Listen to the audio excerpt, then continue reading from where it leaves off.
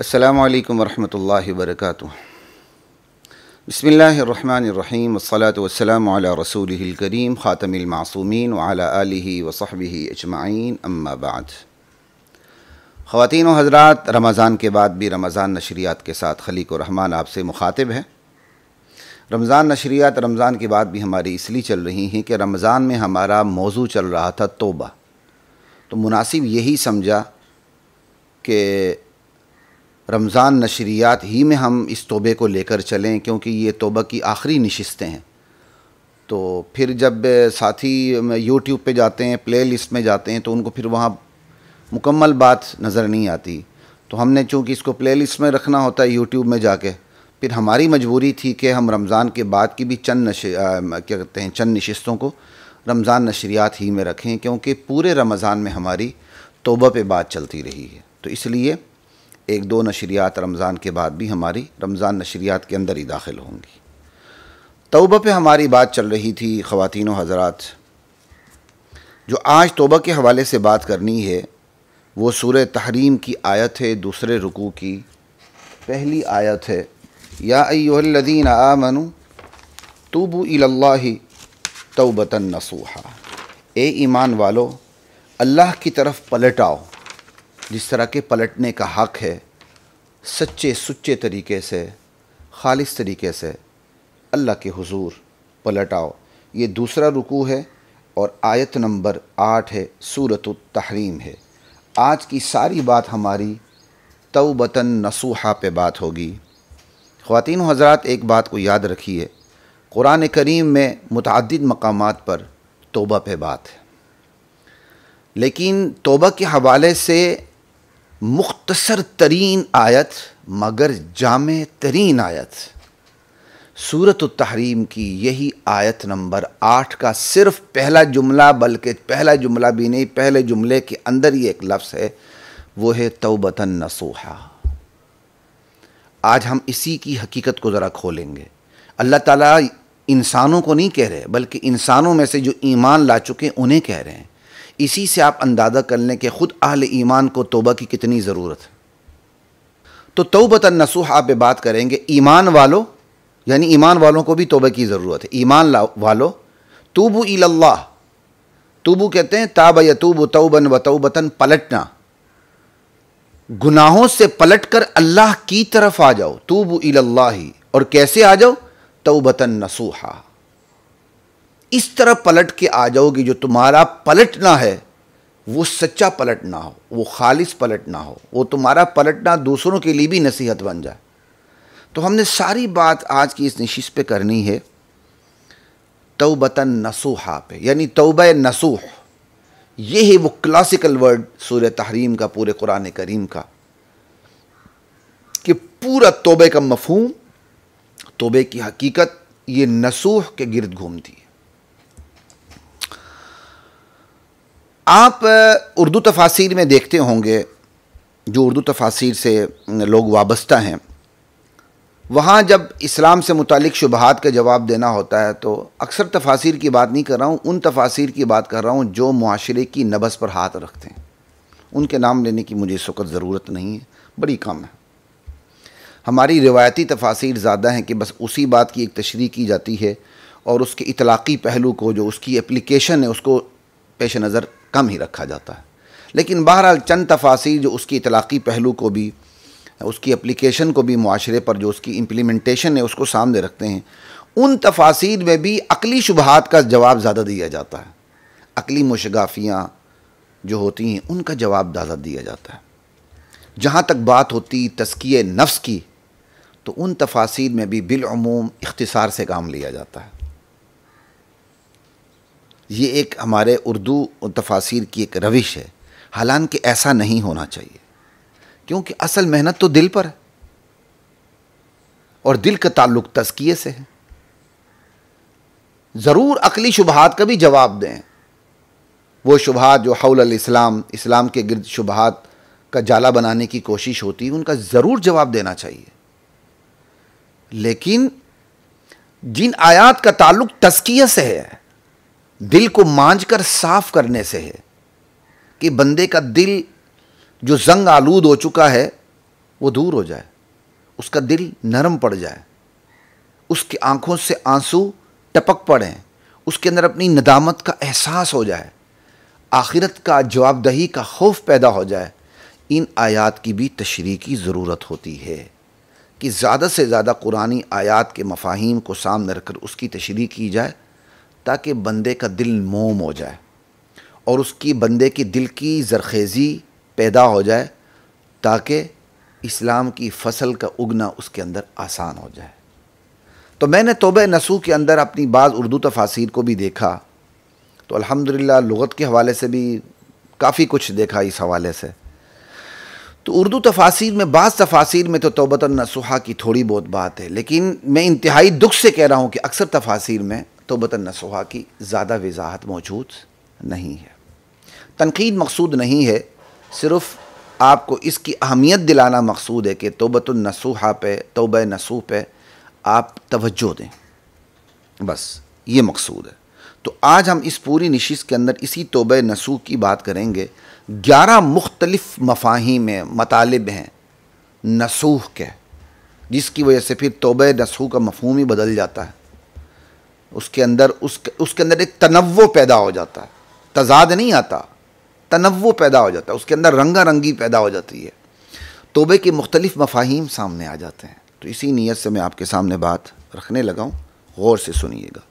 तो मैंने लफ्ज़ी हवाले से इसका तर्जमा कर दिया। हमारे उर्दू तफासीर में अमूमन लफ्ज़ी हवाले से तर्जुमा इसका कम किया गया, यही किया गया कि तूबू इलल्लाहि तौबतन नसूहा, लोगो अल्लाह के हुजूर सच्ची तौबा करो, खालिस तौबा करो, साफ़ दिल से तौबा करो, इस किस्म के तर्जमे हैं। इसका लुग़त के हवाले से सामने अगर इसका तर्जमा रखा जाए तो ये है तूबू इलल्लाहि, पलट आओ अल्लाह की तरफ। लुग़त के हवाले से शानदार तर्जमा बनता है, ए ईमान वालो तूबू, पलट आओ, इलल्लाहि, अल्लाह की तरफ।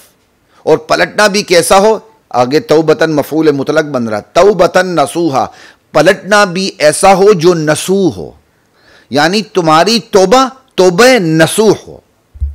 अब यही सवाल पैदा होता है, भाई तौबा तौबा नसूह बनती कब है? तो इसी के लिए तो हमने आज की नशिस्त रखी है कि हमारी तौबा तौबा नसूह कब बनती है। तो अब नाज़रीन, नसूह की तरफ हम चलते हैं। नसूह किसे कहते हैं? अरबी ज़बान में देखें तो ये जो नसूह है ये बना है नसहा से, नुस्ह से, नस्ह से, यानी नून साद हा, ये इसका मादा है, ये इसका रूट है। नून साद हा नसहा, नुस्ह, नस्ह, ये इससे बना है। नसीहत का लफ्ज़ भी इसी से ही बना है, नून साद हा। ये इसके वो अल्फाज है जिससे ये लफ्ज़ बना है, ठीक है, नून साद और हा। तो नसूहा ये जो लफ्ज़ है ये नून साद और हा से बना है, नुस्ह से बना है, ठीक है जी। अब ये जो नुस्ह है इसका मतलब क्या है? वह अस्लुन नुस्ह अल खुलूस, अरबी लुगत में ये लिखा हुआ है, नुस्ह जो है इसका बुनियादी माना खुलूस है। खुलूस का मतलब क्या हो? खालिस होना। खुलूस का मतलब खालिस होना, ठीक है जी। यही वजह है नासिह किसे कहते हैं अरबी में? नासिह का एक मतलब अल खालिस मिन कुल्ली शै, हर चीज़ में जो खालिस चीज़ होती है ना उसको नासिह कहते हैं। कोई भी चीज़ उसमें से उसकी खाली, उसको अलाइशों से पाक कर दें, पाक साफ़ कर दें। जैसे शहद है, शहद को आपने मोम से अलाइशों से पाक साफ़ करके छत्ते से निकाल के बिल्कुल अलहदा कर दिया, अब उसके अंदर कोई मोम शोम कुछ भी नहीं, तो वो नासिह हो गई। कोई भी आप चीज़ ले लें, पेट्रोल को ले लें, पेट्रोल को आप उसकी अलाइशों से पाक करके पेट्रोल को उसके काबिल बना दें कि वो गाड़ियों में चले और गाड़ी दौड़े, जो आप उसको अलाइशों से पाक करेंगे खाम माल से, तो अब वह पेट्रोल जो होगा वो नासिह हो जाएगा। तो अन्नासिह अल खालिस मिन कुल्ली शै। यही वजह है कि इसका जो फ़ेल वर्ब है नसह यनसहु, इसका मतलब होता है नसह शै, यानी खलसा, यानी खालिस होना। तो खालिस होना इसका एक लिटरल मतलब है, इसका एक लिटरल मतलब है, आपने ये याद रखना। तो नसूहा ये हम आगे जाके बात करेंगे, चले मैं पहले ही बता देता हूँ। नसूहा इसका वज़न क्या है? नसूह फ़ाऊल के वज़न पर है। अरबी ज़ुबान में हर लफ्ज़ अपने वज़न पे होता है। आप 1 किलो चीनी लेते हैं तो चीनी के साथ क्या होता है?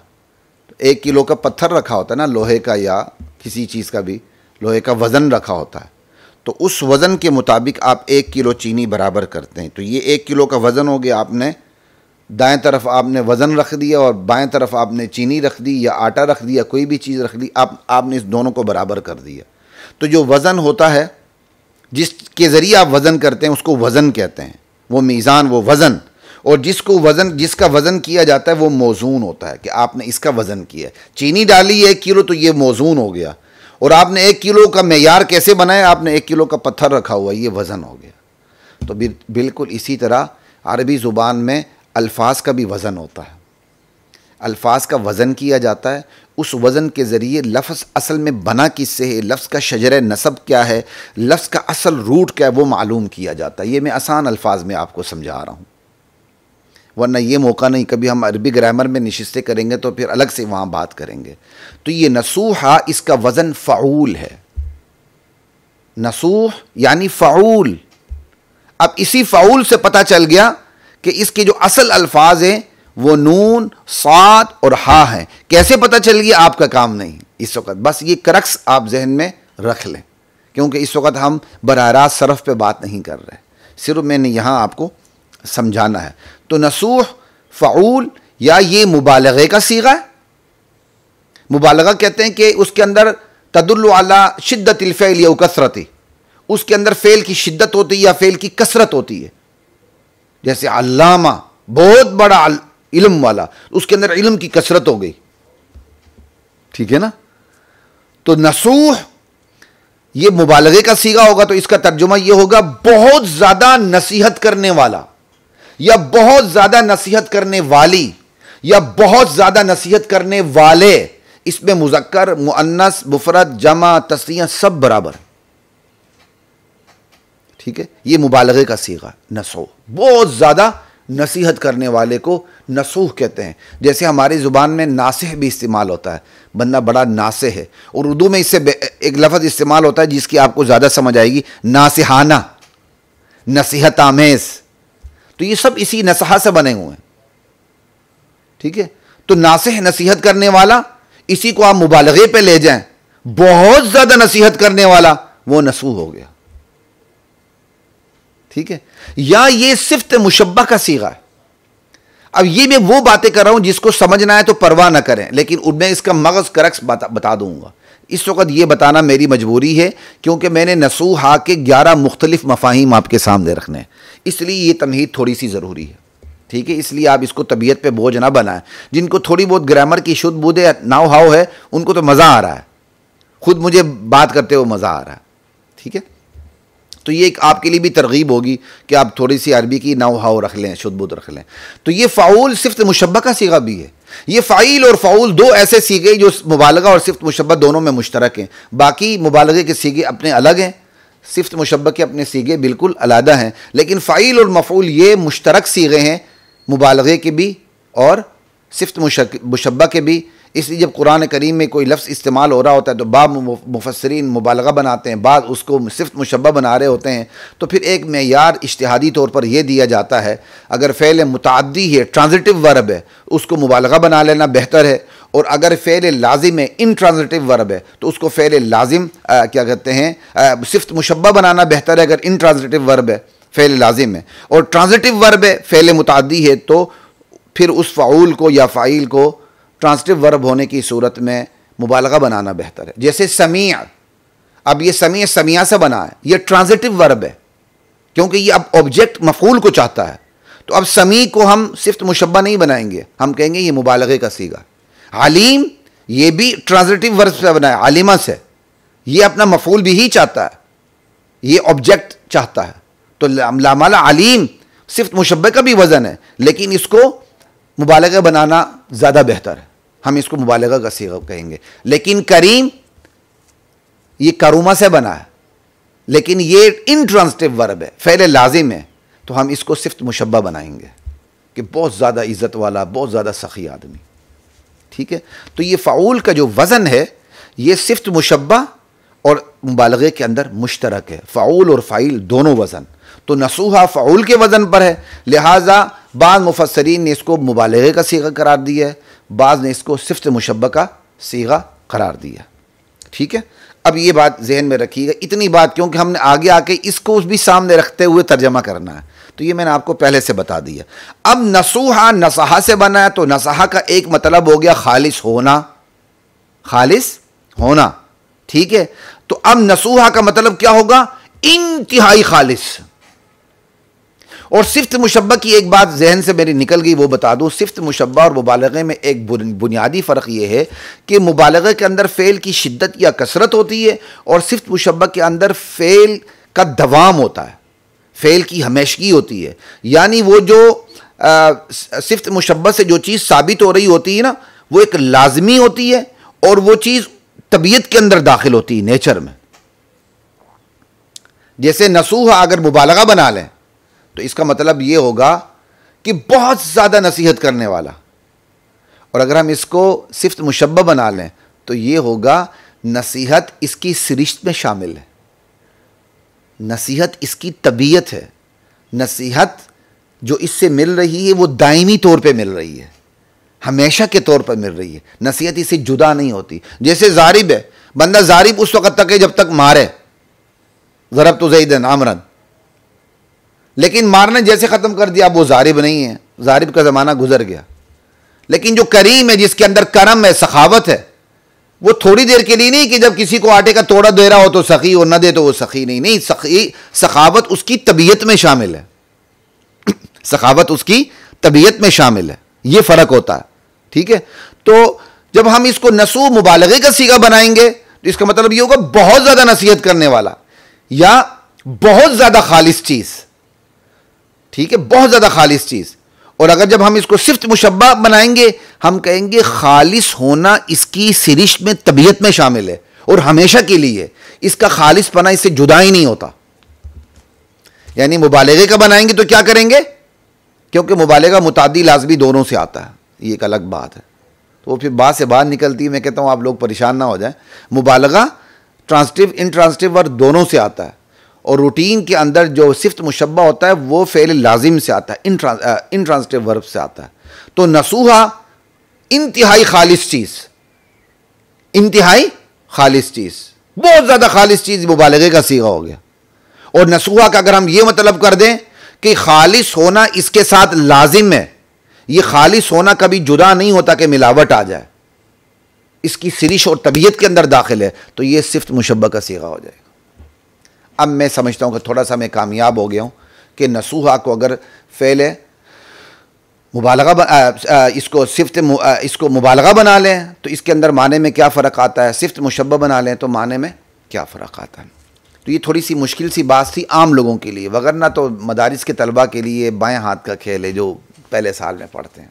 ठीक है, तो ये मैंने बता दी। अब आगे मफ़ाहीम की तरफ चलते हैं इंशाअल्लाह। नसूहा के 11 मुख्तलिफ मफ़ाहीम को आपको समझना आसान हो जाएगा।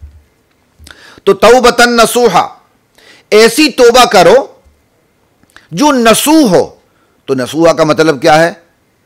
नसहा यनसहु, खालिस होना, जैसे हम बता चुके हैं। तो अब तौबतन नसूहा का क्या मतलब होगा? ए लोगो, अल्लाह के हुजूर ऐसी तौबा करो जो बहुत ज़्यादा खालिस हो, जो बहुत ज़्यादा खालिस हो।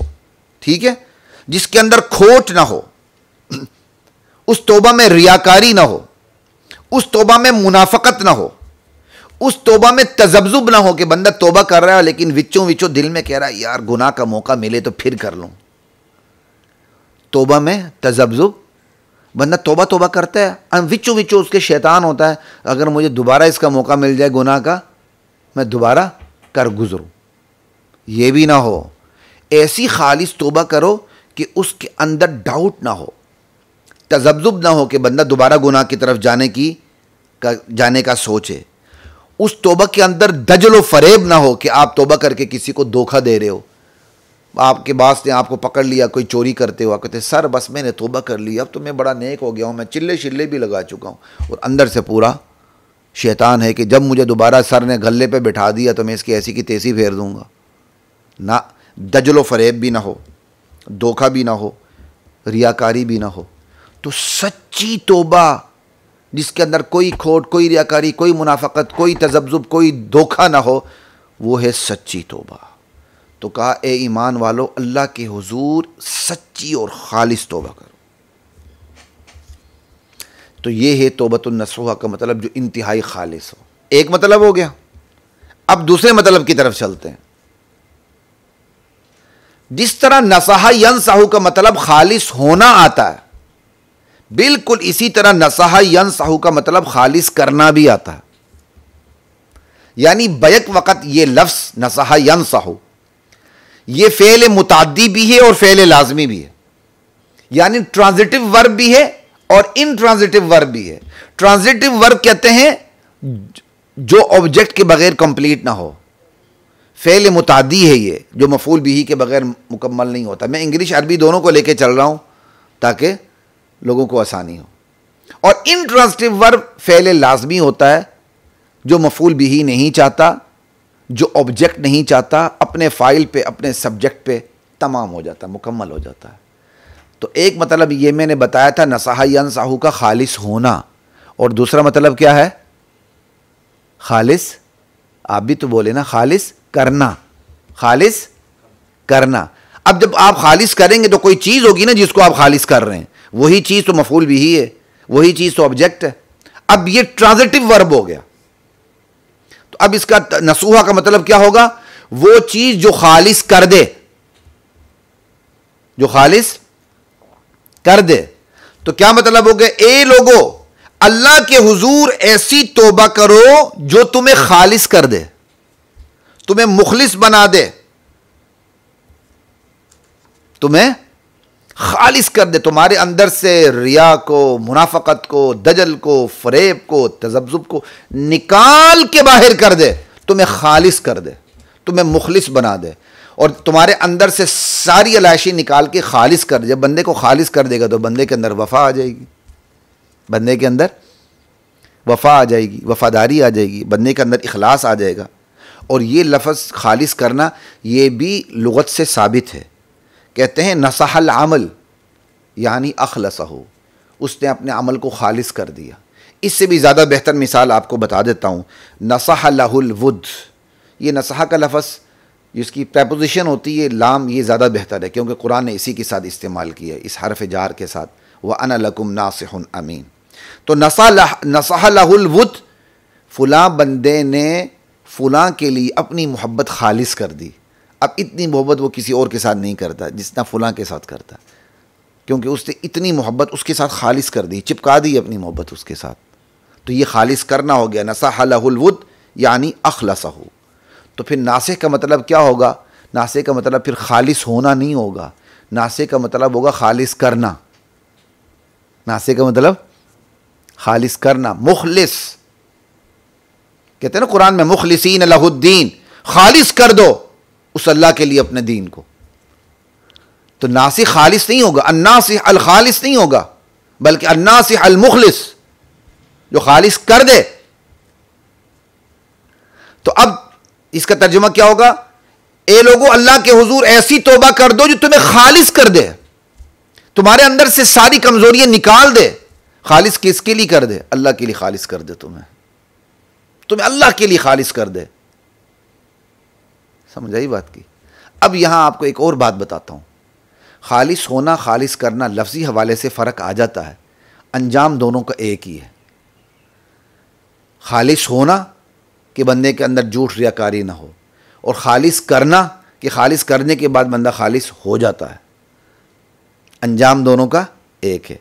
अब बंदा खालिस भी हो, मुखलिस भी हो। जो बंदा खालिस भी होगा, मुखलिस भी होगा, तो वो अल्लाह के साथ दजल व फरेब करेगा, अल्लाह की किताब के साथ, अल्लाह के रसूल के साथ, उलमा के साथ, अच्छे हुक्मरानों के साथ, आम समाज के साथ नहीं करेगा ना। क्यों? वो खालिस हो चुका है। क्यों? वो अपने दीन को अल्लाह के लिए खालिस कर चुका है। तौबा ने उसको खालिस मुखलिस बना दिया, मुखलस बना दिया तौबा ने उसको। अब वो मुखलस ऐसा बन गया कि आगे खुद मुखलिस बन गया। ठीक है? अब मैंने ये सारी तशरीह आपको इसलिए की कि नसूहा का मतलब खालिस होना, इंतहाई खालिस होना, नसूहा इंतहाई खालिस करना, इन दोनों मतलबों को मिला लें तो एक हदीस पे खुद ब खुद अमल हो जाता है, उसकी तशरीह हो जाती है। वो क्या है? नबी अलैहिस्सलाम का फरमान है, अद्दीनु अन्नसीहा, अद्दीनु अन्नसीहा, अद्दीनु अन्नसीहा। 3 मरतबा आपने इरशाद फरमाया, लोगो दीन तो नसीहत का नाम है। क्या मतलब? दीन खालिस होने का नाम है, दीन मुखलिस होने का नाम है, दीन वफादार होने का नाम। अब आपको बात समझ में आ गई होगी। आम तौर पर अद्दीन अन्नसीहा का मतलब यह बयान किया जाता है, दीन तो नसीहत का नाम है, दीन खैरखाही का नाम है। तो फिर आगे हदीस के अल्फाज हैं कि साहबा पूछते हैं, कुलना लिमन, या रसूलुल्लाह किसके लिए नसीहत? का अल्लाह के लिए। फिर बंदा सोचता है हम अल्लाह को नसीहत करें, किसके लिए? अल्लाह की किताब के लिए। हम अल्लाह की किताब को नसीहत करें? हम कौन अल्लाह की किताब को नसीहत करें? वो वजह यह कि हम यहाँ नसीहत का मतलब समझते नहीं हैं। खालिस होना, खालिस करना। जो बंदा खालिस हो जाता है और उसको तौबा खालिस बना देती है तो अब उसके अंदर मुनाफकत नहीं होती, वो पक्का सच्चा सुच्चा बन जाता है, वफादार बन जाता है। तो यही मतलब है अद्दीनु अन्नसीहा, अद्दीनु अन्नसीहा, अद्दीनु अन्नसीहा। दीन खालिस होने का नाम है, दीन मुखलिस होने का नाम है, दीन वफादार होने का नाम है। सहाबा ने कहा, या रसूलल्लाह किसके लिए हम खालिस हो जाएं, किसके लिए मुखलिस हो जाएं, किसके लिए वफादार हो जाएं? आप सल्लल्लाहु अलैहि वसल्लम ने इरशाद फरमाया, लिल्लाही, अल्लाह के लिए खालिस हो जाओ, अल्लाह के मुखलिस बन जाओ, अल्लाह के वफादार बन जाओ। अल्लाह के वफादार कैसे बनेंगे? अल्लाह के बारे में अकीदा और नज़रिया दुरुस्त रखना कि वही मालिक, राज़िक, दस्तगीर, गौस, गंज शकर, गंज बख्श, रंज बख्श, देने वाला, बिगाड़ने वाला, आबाद करने वाला, बर्बाद करने वाला, अल्लाह के बारे में सही अकीदा रखना, ये अल्लाह के साथ मुखलिस होना। अल्लाह की किताब के साथ मुखलिस होने का मतलब क्या है? अल्लाह की किताब पर ईमान लाना, उस पर अमल करना और उसको पूरी दुनिया तक पहुंचाना, यह अल्लाह की किताब के साथ मुखलिस और वफादारी है। और अल्लाह के रसूल के साथ मुखलिस होना क्या मतलब? अल्लाह के रसूल पर ईमान लाना और उनकी तालीमात पर अमल करना और उनकी तालीमात को पूरी दुनिया में पहुंचाना, यह अल्लाह के रसूल के साथ मुखलिस होना। और लिमन लिल्लाही वली किताबी वली रसूली वली अइम्मतिल मुस्लिमीन, अइम्मे मुस्लिमीन जिसमें हुक्मरान और उलमा दोनों शामिल है, इनके लिए खालिस और मुखलिस होना। इनके लिए वफादारी क्या है? इनके नेक अहकामात को मान लेना और इनका ख्याल रखना। हुक्मरानों को तनख्वाह कौन देते हैं? मुआशरा देता है। तो उलमा को भी तनख्वाह कौन देते हैं? मुआशरा देता है। लेकिन आप अंदाज़ा कर लें तनख्वाह के मामले में अवाम हुक्मरानों को तनख्वाह कितनी दे रही है और उलमा को कितना दे रही है। मैं कहता हूँ पठान नसवार के बराबर तनख्वाह देते हैं और पंजाबी सिगरेट के बराबर तनख्वाह देते हैं मौलवी को। जबकि वकील के पास जाते हैं तो पूरी जेब खाली हो जाती है जब वो अपनी फ़ीस ले रहा होता है। किसी स्पेशलिस्ट के पास जाते हैं पूरी जेब खाली हो जाती है, पूरे महीने का बजट डिस्टर्ब हो जाता है जब क्या कहते हैं किसी स्पेशलिस्ट डॉक्टर को वो पे कर रहे होते हैं। यहाँ तक कि अल्लाह माफ़ फरमाए जायदादें बेचने का वक़्त आ जाता है, लेकिन वहाँ कोई एतराज़ नहीं करता। वो कहते हैं यार डॉक्टर का हक़ है, लेकिन एक आलिम दीन को उसका सही मुशाहरा, उसकी सही तनख्वाह जिससे उसका घर चले और उसके बच्चों की स्कूलिंग हो और वो एक मुआशरे के अंदर बाइज्जत तरीके से रहे, ये नहीं होता। उसको इस तरह रखते हैं कि वो मांगने पर मजबूर हो जाता है, उसको इस तरह रखते हैं कि वो फिर पुट्ठे हाथ से लेना शुरू कर देता है और रुसूमात ईजाद कर देता है। हाई कोर्ट में हमारे जुमे के बाद बात हुई तो एक वकील साहब ने अमेरिका की या पता नहीं कहाँ की बात की कि वहाँ सबसे बेहतरीन तनख्वाह उलमा की है। कहते हैं वहाँ एक आलिम दीन कहते हैं आम जो तनख्वाहें लेते हैं वो बहुत कम लेते हैं, वहाँ रूटीन में $6,000 ले रहे हैं। कहते हैं जब इफ्तारी का वक्त आ रहा होता है तो सबसे बेहतरीन इफ्तारी इमाम के घर से आ रही होती है और यहाँ बेचारा इमाम लोगों की इफ्तारी का इंतज़ार कर रहा होता है। कितना फ़र्क है। मैं हर इमाम की बात नहीं कर रहा,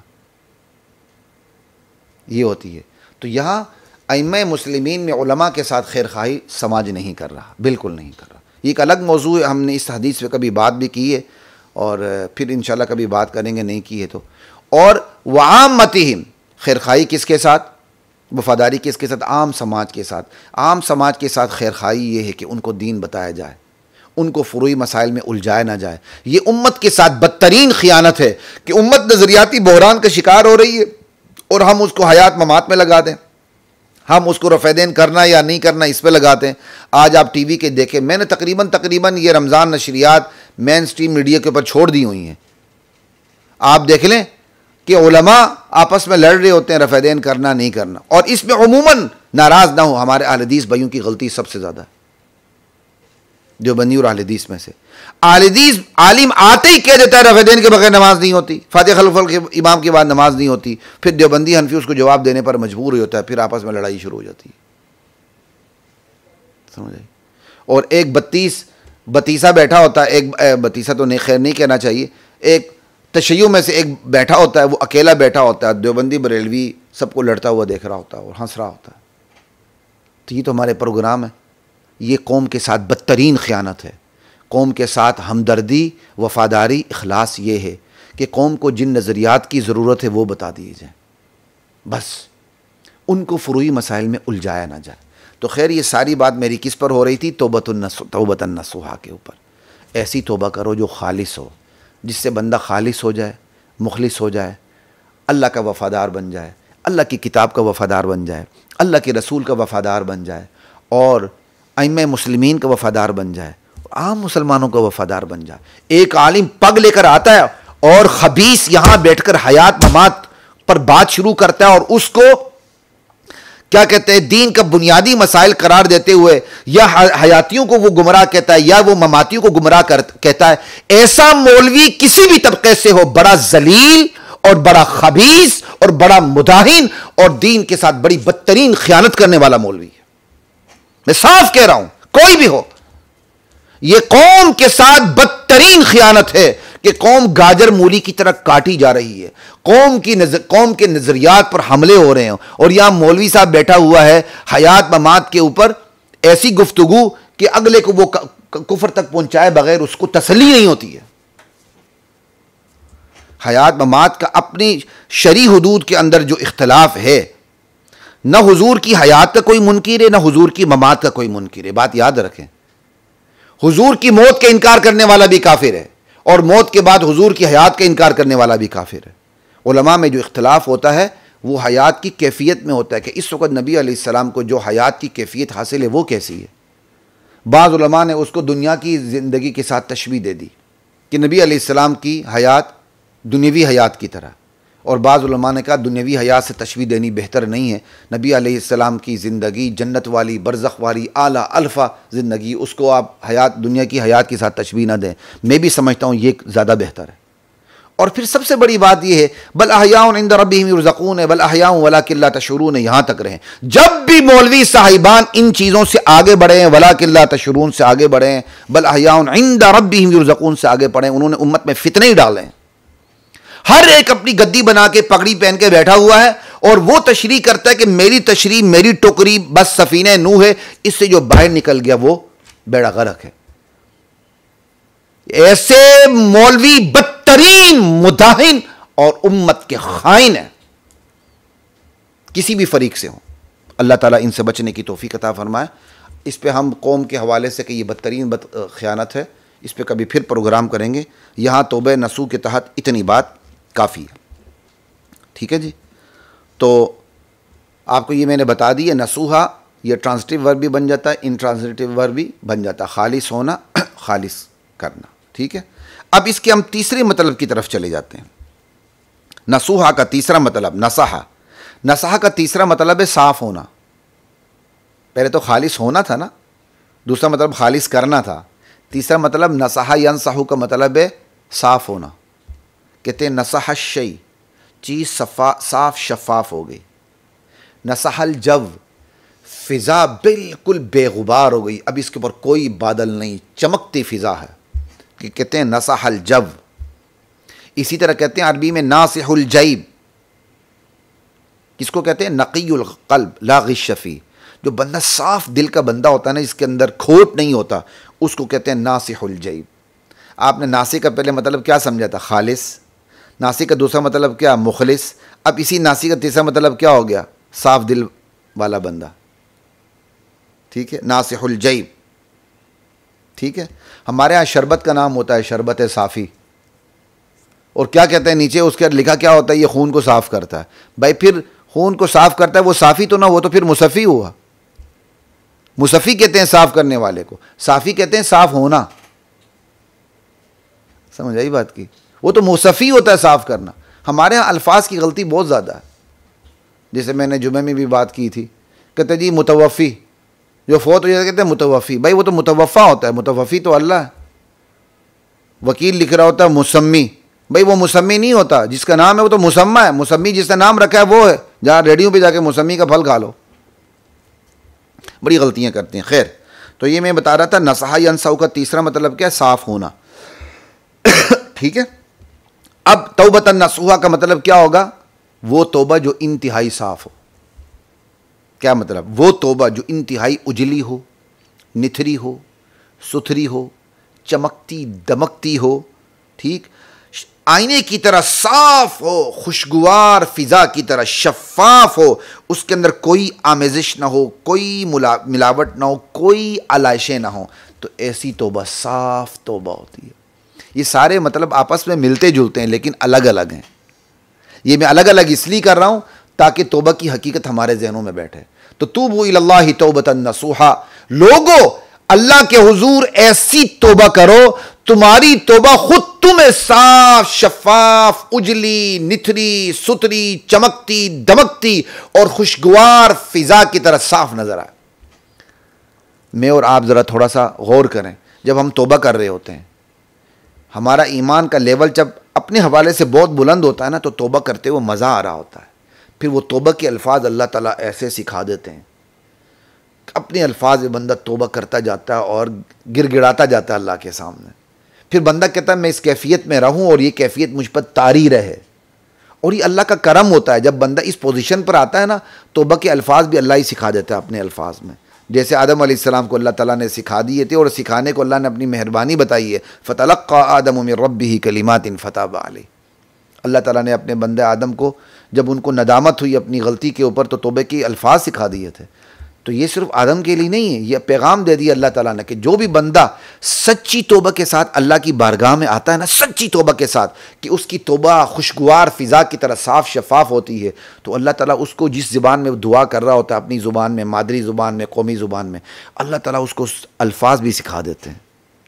फिर उसके ऊपर कैफियत तारी हो जाती है। वो चाहता है मैं इस कैफियत से निकलूँ ना, बस मैं अपने रब के सामने गिड़गिड़ाता चला जाऊँ और बिश्ता चला जाऊँ, अपने दुखड़े उसको सुनाते चले जाऊं और उससे अपने गुनाहों की माफ़ी मांगता चला जाऊं। तो वो गर्द आलूद तौबा ना हो, वो खुशगवार फिजा की तरह साफ, वो शफाफ आईने की तरह शफाफ तौबा हो। मज़ा आ रहा है सुनते हो कि नहीं आ रहा भाई आप लोगों को? ठीक है ना, ऐसी तौबा। ये तीसरा मतलब है इसका। ठीक है, अब चलते हैं चौथी तौबा, चौथे माने की तरफ। नसहा यनसऊ का तीसरा मतलब क्या है जी? साफ होना। चौथा मतलब साफ करना। यानी यहां भी फर्क ट्रांजिटिव और इनट्रांजिटिव वर्ब का ही है। ठीक है, फेल मुतादी और लाजिम का ही है। तो नसहा का एक मतलब साफ करना होता है और अरबी में बाकायदा जुमले हैं, नसहल अमला, अमल को उससे साफ कर दिया। और इससे भी बेहतर जुमला बता देता हूं, नसहल असल, बंदे ने शहद को उसकी अलाइशों से, उसकी मोम से, उसकी छत्ते से अलग करके बिल्कुल साफ शफाफ कर दिया शहद को। उसके लिए नसहल असल इस्तेमाल होता है। तो नासे फिर किसे कहेंगे? जिसने कोई चीज़ साफ शफाफ कर दी, समझाई, जिसने, जो उसके लिए मुसफ़ी बना। तो अब नसूहा का मतलब क्या होगा? ऐसी तौबा जो साफ कर दे। जो साफ, किसको साफ कर दे? रूह को। किसको साफ कर दे? बदन को। तो हमें ये तो बात समझ में आती है, दवाखाने से शरबत की बोतल लेते हुए, ये मुसफ़ी रूह बदन, ये मुसफ़ी बदन है, बदन को साफ कर देती है। हमें कपिंग करवाते हुए और ये हिजामा करवाते हुए बात समझ में आ जाता है कि ये जो हिजामा है ये खून को साफ कर देता है, गंदे खून को निकाल देता है। तो हमें तौबा करते हुए यकीन क्यों नहीं आता कि ये तौबा हमें साफ कर देती है? तो लोगों, अल्लाह के हुजूर ऐसी तौबा करो जो तुम्हारी रूह को साफ कर दे, तुम्हारे बदन को भी साफ कर दे। तो क्या मतलब हो गया कि ऐसी तौबा करो जो मुसफ़ी रूह बदन हो, जो मुसफ़ी रूह बदन हो, रूह को भी साफ करे, बदन को भी साफ करे। अब आप एतराज़ करेंगे, सवाल जहन में आएगा, भाई तौबा बदन को साफ कैसे करे? हाँ जी, गुनाह सिर्फ रूह को ख़राब नहीं करता, गुनाह बदन का भी बेड़ा गर्क करता है। वरना जाके पूछो जो शराब पीते हैं, गुर्दे फेल करा के बैठे होते हैं, जाके पूछो जो जिना करते हैं, एड्स लगवा के बैठे होते हैं, जो गंदी औरतों के पास जाते हैं उनको एड्स लग जाती है, उनको गंदी बीमारियां लग जाती हैं, जो बदकारियां करते हैं उनको ऐसी सी बीमारियां लग जाती हैं। अल्लाह मेरी और आपकी इन गुनाहों से भी हिफाजत फरमाए और इन बीमारियों से भी मेरे और आपकी हिफाजत फरमाए। तो तौबा सिर्फ रूह को नहीं चमकाती, सिर्फ रूह को साफ नहीं करती, बदन को भी साफ कर देती है। क्योंकि जब बंदा तौबा करेगा लामाला वो गुनाह नहीं करेगा, जब वो गुनाह नहीं करेगा तो गुनाह की वजह से जो बदन ख़राब होता है उसका वो बदन भी ख़राब नहीं होगा, और जो पीछे जितना इम्कान है उसके बदन की सफाई का वो भी हो जाएगी। आइंदा के लिए इंशाल्लाह उसको सेहत मिल जाएगी। ये कितने मतलब हो गए जी? 4 हो गए। 5वें की तरफ चलते हैं। नसूहा, तो नसहा यनसहु का एक मतलब खालिस होना, दूसरा मतलब खालिस करना, तीसरा मतलब साफ़ होना, चौथा मतलब साफ़ करना, 5वां मतलब नसहा यनसहु का सच बोलना। अरबी में है नसहतुहु, यानी सदक़तुहु, मैंने उससे सच कहा, मैंने उसे सच कहा। तो अब नसूहा क्या मतलब होगा? ऐसी तौबा जो इंतहाई सच्ची है, जिसकी सिरिश में सच्चाई शामिल है, ऐसी तौबा जिसमें झूठ नहीं है। तो लोगों, अल्लाह के हुजूर ऐसी तौबा करो जो सच्ची हो, झूठ ना हो। यही वजह मुफस्सिरीन को देखें, अरबी मुफस्सिरीन को, जब वो तौबतन नसूहा करते हैं ना तो आगे उन्होंने खालिसा लिखा होता है, तौबतन खालिसा, या लिखा होता है तौबतन सादिका। तो ये खालिस और सादिक के माने वो खुद बता देते हैं। ठीक है, तो ऐसी तौबा जो सच्ची हो, जिसके अंदर झूठ नाम की कोई चीज ना हो। कितने मतलब हो गए जी? 5। अब छठे की तरफ चलते हैं। अच्छा जी, छठे का मतलब पहले मैं बता देता हूं, फिर इसका तर्जमा। चलें, पहले मैं लिटिल मीनिंग ही बता दूं। यह नसहा यनसहु, नुस्ह, ये नुस्ह से बना है ना लफ्ज़, इसका मतलब होता है इखलासुल मशवरा, खालिस मशवरा देना। ठीक है, इखलासुल मशवरा। ठीक है, नुस्ख का मतलब होता है नसीहत करना। नुस्ख का मतलब क्या होता है? नसीहत करना। यही वजह कुरान करीम में इस्तेमाल होता है व अना लकुम नासिहुन अमीन। नबी उम्मत से कहते हैं, उम्मती से, कि मैं तुम्हारे लिए नासिह और अमीन हूं, नसीहत करने वाला हूं। ठीक है, तो अब तौबतन नसूहा में तौबा को नसीहत करने वाला बनाया गया है। जुइलती तौबा बिमंज़िलति नासिह। तो तौबतन नसूहा का मतलब क्या होगा? ऐसी तौबा करो जो नसीहत करे, नसीहत करने वाली तौबा करो, इंतहाई नसीहत करने वाली तौबा करो। तो क्या मतलब हो गया भाई? अब सवाल पैदा होता है, नसीहत किसे कहते हैं? हम उर्दू में भी इस्तेमाल करते हैं ना यार, कि बाप ने बेटे को नसीहत की, उस्ताद ने शागिर्द को नसीहत की, आपने मुझे नसीहत की, मैंने आपको नसीहत की। तो नसीहत को भी समझ लें, नसीहत कहते हैं किसको हैं? हुआ कौलुन, नसीहा कौलुन फ़ीही दावतुन इला सलाह व नह्युन अन फसाद। नसीहत ये ऐसी बात है जिसमें इस्लाह की तरफ दावत दी जाती है, अच्छी बात की तरफ बुलाया जाता है और बुरी बात से रोका जाता है। नसीहत किसे कहते हैं? जिसमें अच्छी बात की तरगीब दी गई और बुरी बात से रोका गया हो, बदी से टोका गया हो और नेकी की तरफ आपको बुलाया गया हो, ऐसी बात को नसीहत कहते हैं। तो अब तौबतन नसूहा का मतलब क्या हो गया? ऐसी तौबा जो नसीहत करे, जो इंतहाई नसीहत करे। भाई तौबा भी नसीहत करती है। हाँ भाई, ये इस्तिआरात होते हैं, मजाज होते हैं। हम अपनी ज़ुबान में मजाज और इस्तिआरात इस्तेमाल करते हैं ना। इस्तिआरा में तशबीह होती है, तो ये दरअसल यहाँ इस्तिआरा है। अब मैं इस्तिआरा और मजाज में नहीं जाऊँगा, वो एक अलग बहस है हमारी बलागत की। तो हम उर्दू में भी तशबीहात होती है ना, शेर आ गया, शेर आ गया, शेर आ गया। वो इंसान को शेर कह देते हैं, उसकी कोई दुम होती है, उसको तशबीह दे रहे होते हैं। तो इसी तरह तौबा, यहाँ तौबा को नसीहत करने वाली बताया गया। लोगों, ऐसी तौबा करो जो नसीहत करे। ये इस्तिआरा है, समझ आई बात की? ऐसी तौबा करो जो नसीहत करे, यानी लोगों ऐसी तौबा करो अल्लाह के हुजूर जो नसीहत आमेज हो, जो खुद तुम्हें भी नसीहत करे और दूसरों को भी नसीहत करे। अब इसको मैं खोलता हूं कि तौबा कैसे नसीहत करती है।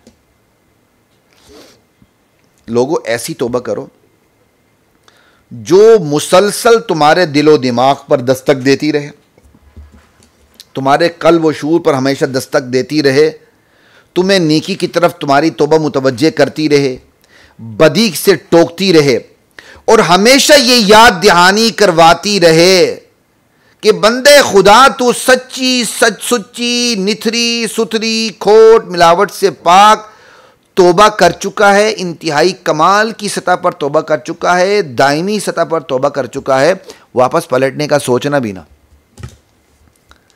इसको समझाने के लिए मैं ये कहता हूँ, मेरे समेत हर बंदा देखे वो किसी चीज़ से तौबा करता है ना, वही चीज़ जब उसके सामने दोबारा आ जाती है तो फ़ौरन उसको याद आ जाता है, यार इस गुनाह से तो मैंने, इस कमज़ोरी से मैंने तौबा की थी, मुझे ये नहीं करना। तो तौबा याद दिला रही है ना, तौबा यानी तौबा खुद को याद दिलाती है। तो यही बात है, लोगों ऐसी तौबा करो जो तुम्हें नसीहत करे, यानी ऐसी पक्की तौबा करो जो तुम्हें हमेशा याद दिलाती रहे कि तुमने जाना नेकी की तरफ है, पलट के बदी की तरफ नहीं जाना। बात समझ आ रही है? और ऐसी तौबा करो तुम्हारी तौबा को देखकर लोग पुकार उठे, यार बंदा तौबा करे तो फुला की तरह तौबा करे, क्या गुंडा बदमाश था, आज क्या सूफी आलिम बन चुका है, कितनी इसकी जिंदगी में इनकलाब आ चुका।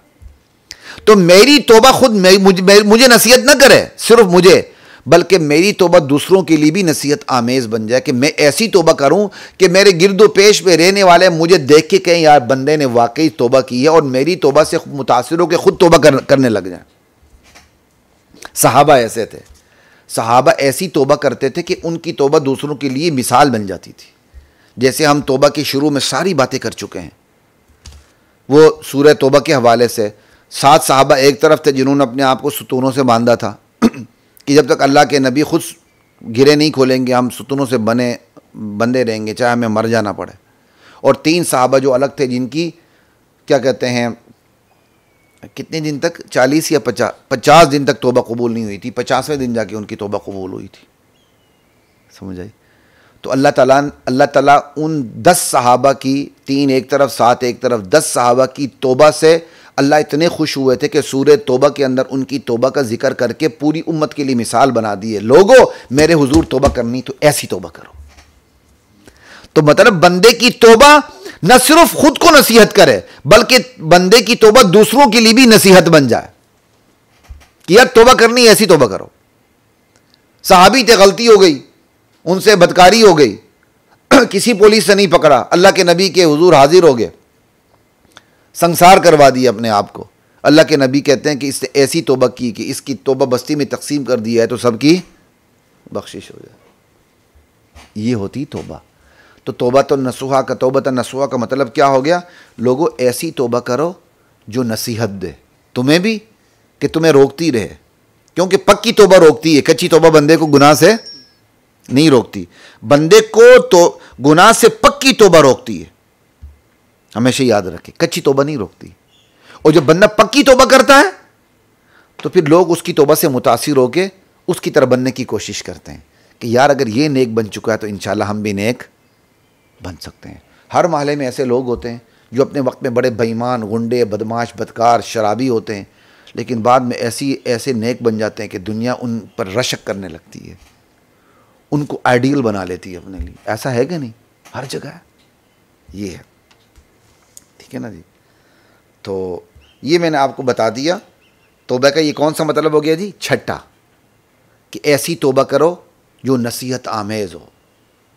समझ आई? तुम्हें टोकती रहे। अच्छा जी,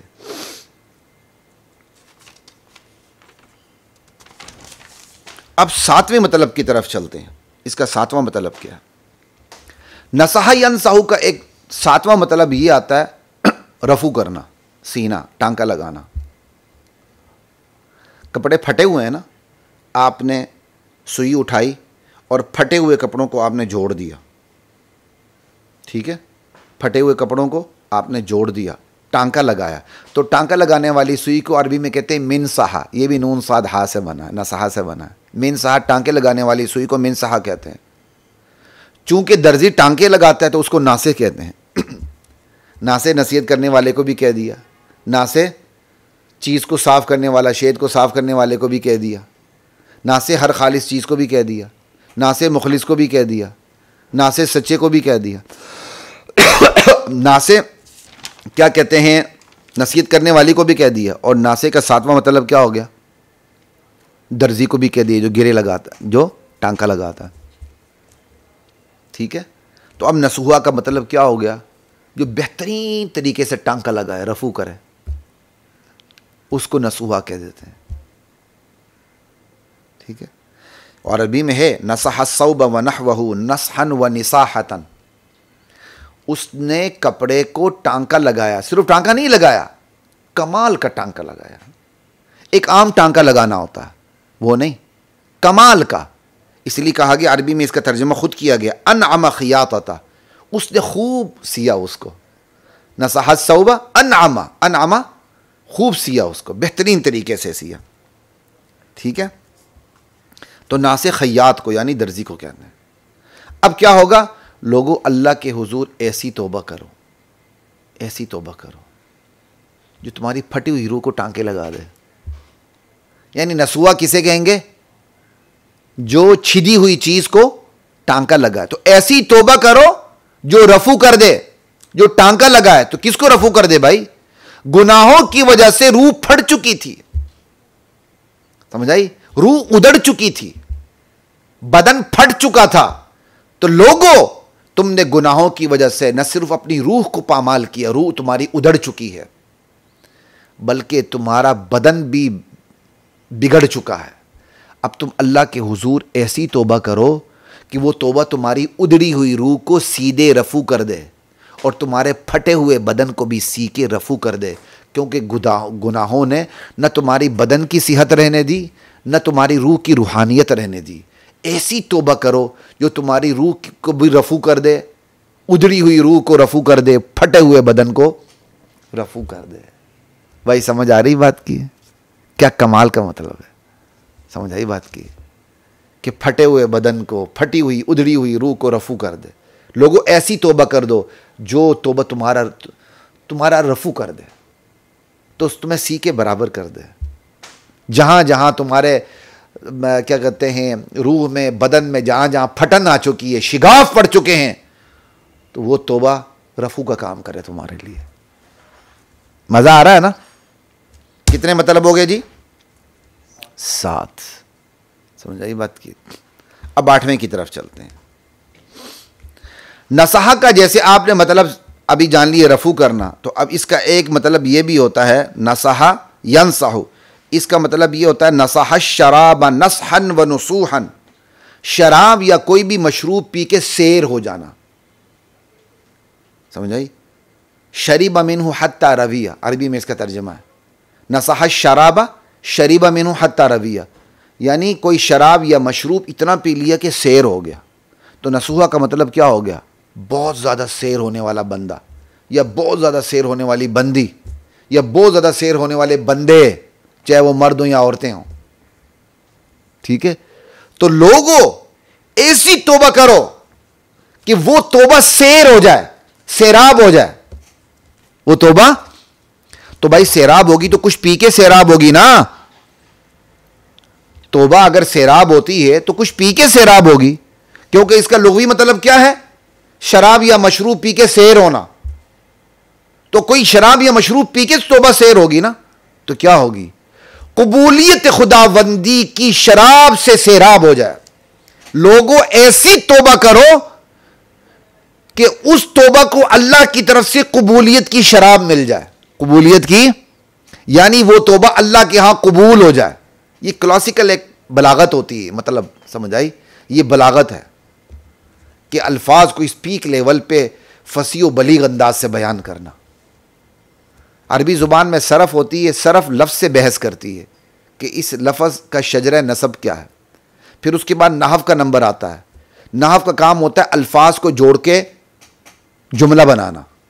उसके बाद बलागत का नंबर आता है कि आपने लफ्ज़ की छान के बाद फिर अल्फाज को जोड़ने के बाद जो जुमला बनाया है उसको आपने इस्तेमाल कहाँ करना है।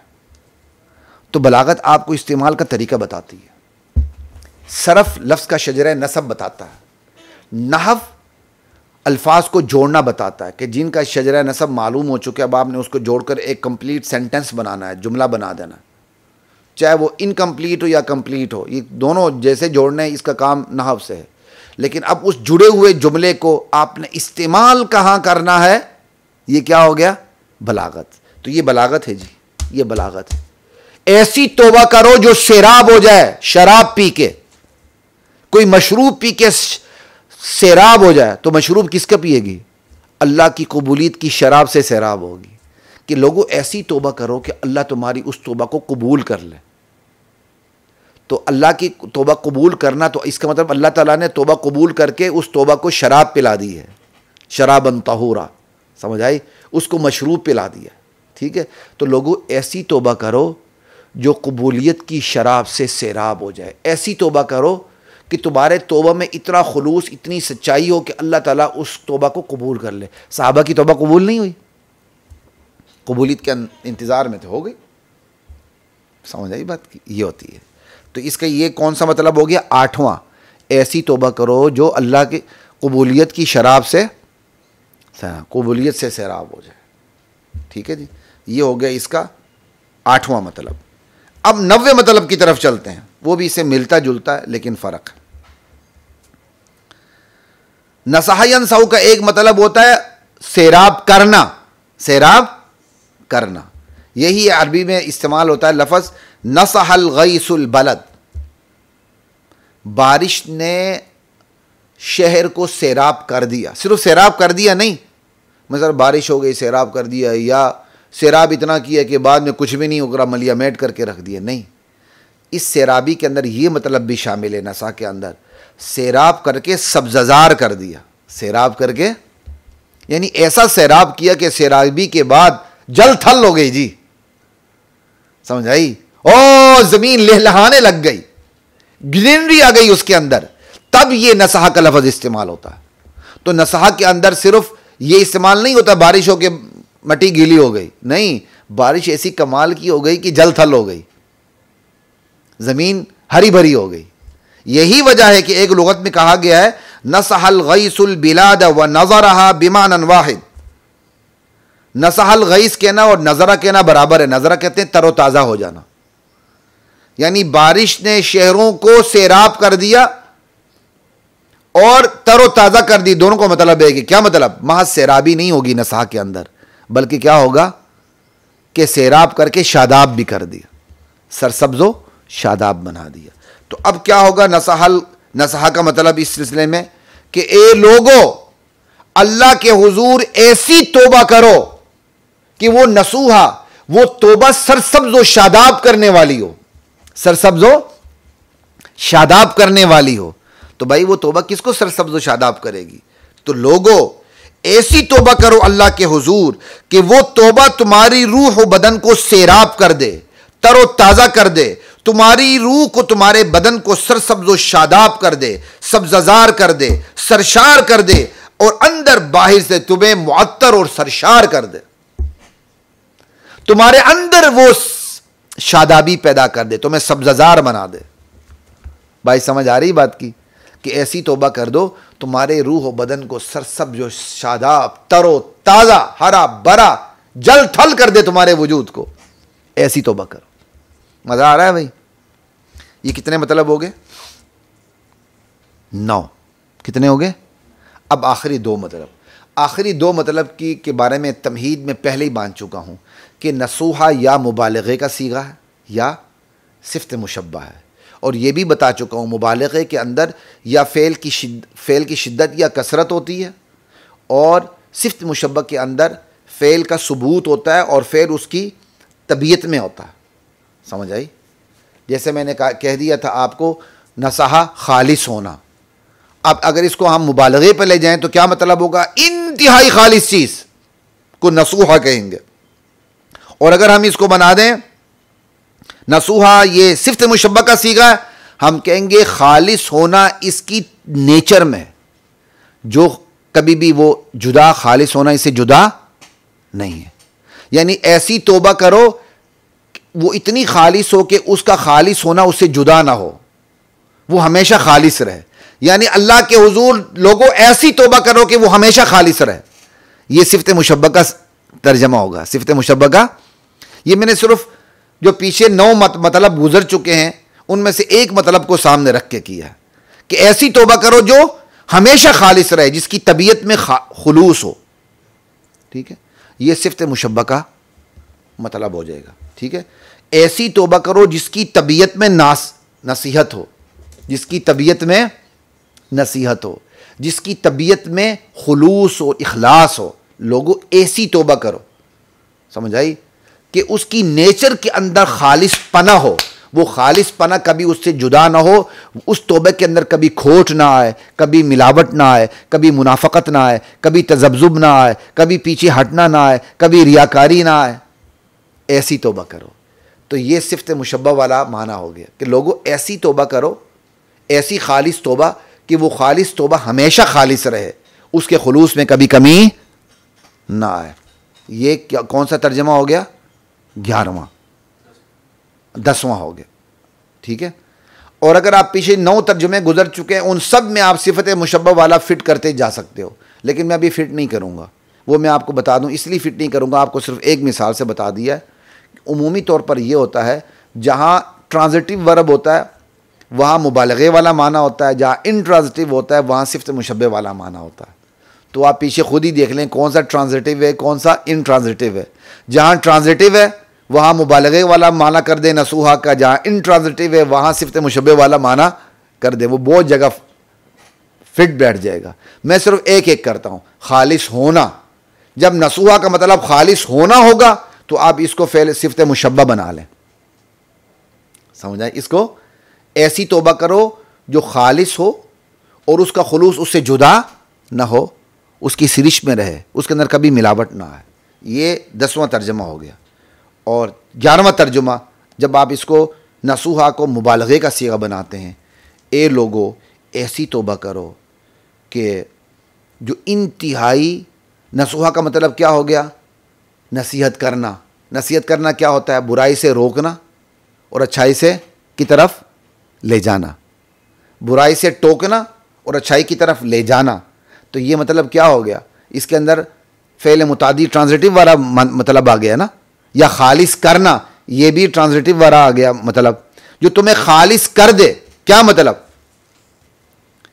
अब ये मुबालगे वाला मतलब है। ए लोगो ऐसी तौबा करो जो तुम्हें खालिस कर दे। क्या मतलब? जो तुम्हें खालिस करती रहे, जो तुम्हें टोकती रहे, जो तुम्हें नसीहत करती रहे।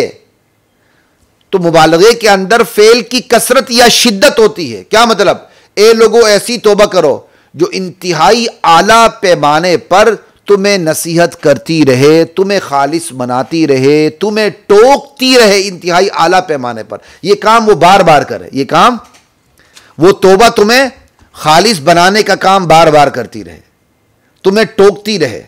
समझ आई? शिद्दत और कसरत से तुम्हें टोकती रहे, गुनाह नहीं करना, गुनाह नहीं करना, गुनाह नहीं करना, उबारती रहे बार बार, 100 बार, 1000 बार कि राह रास्त पर चलते रहो, पलटना नहीं। तो मुबालगे के अंदर आता है कसीरुन नुस्ह, बार बार नसीहत करना। और सिफ़त मुशब्बह के अंदर आता है दाइमुन नुस्ह, हमेशा क्या कहते हैं उसके अंदर नुस्ह हो, हमेशा उसके अंदर इखलास हो। ये मैंने आपको 11 मतलब बता दिए। फिर इसको मैं इख्तिसार के साथ कर देता हूँ कि तौबतन नसूहा, ऐसी तौबा करो जो खालिस हो। तौबतन नसूहा, ऐसी तौबा हो जो तुम्हें खालिस कर दे, वफ़ादार और मुखलिस बना दे। तौबतन नसूहा, ऐसी तौबा करो जो उजली, निथरी, चमकती, खुशगवार फ़िज़ा की तरह साफ़ शफ़ाफ़ हो, उसके अंदर आलाइशें न हो। तौबतन नसूहा, ऐसी तौबा करो जो मुसफ़ी है रूह व बदन हो, जो तुम्हारे रूह व बदन को साफ़ करके रख दे आलाइशों से। ठीक है। और तौबतन नसूहा, ऐसी तौबा करो जो सच्ची सुच्ची हो, उसके अंदर झूठ ना हो। छठी, ऐसी तौबा करो जो नसीहत आमेज़ हो, तुम्हें भी नसीहत करती रहे कि बंदे खुदा तू तौबा कर चुका, ये काम तुमने नहीं करना, और तुम्हारी तौबा दूसरों के लिए भी नसीहत बन जाए कि तुम्हारी तौबा से दूसरों को भी नसीहत मिलती रहे, यानी उससे वो दूसरों को भी नसीहत करे। यानी ऐसी तौबा करो जो नसीहत आमेज़ हो। ये कितने हो गए जी? 6। और 7वीं, ऐसी तौबा करो जो बिगाड़ को संवारने वाली हो, तुम्हारी फटी हुई रूह को, उधड़ी हुई रूह को, बदन को रफू करके ठीक करने वाली हो। 7 हो गए। ऐसी तौबा करो हैं जो कबूलियत खुदाबंदी की शराब से सैराब हो जाए। और 9वीं, ऐसी तौबा कर दो जो तुम्हारी रूह व बदन को सरजब्स व शादाब कर दे, सब्ज़ार कर दे, सरशार कर दे। समझ आई बात की। और 10वीं, ऐसी तौबा कर दो जिसकी तबीयत में ही इखलास हो, खुलूस हो, उसके अंदर कभी मिलावट ना है, जिसकी तबीयत में ही नसीहत हो, तुम्हारे लिए वो क्या कहते हैं, नसीह बनी रहे। ये सिफ्त मुशब्बका हो गया। और ऐसी तौबा करो 11वां, जो इंतहाई शिद्दत और कसरत से तुम्हें टोकती रहे, तुम्हारे लिए नसीहत बनी रहे, तुम्हें मुसलसल याद दिलाती रहे कि तुमने एक अदद तौबा की है। समझ आई? अब तुमने ये काम दोबारा नहीं करना। ये हैं जी तौबा के 11 मफाहिम। अल्लाह हमें इन 11 मफाहिम पर और इससे भी ज़्यादा तौबा नसूह के जो मतलब अगर हों नसूह के, तो अल्लाह हमें उन पर भी अमल की तौफीक अता फरमाए। इजाज़त दीजिए। अस्सलामु अलैकुम रहमतुल्लाहि व बरकातुहू।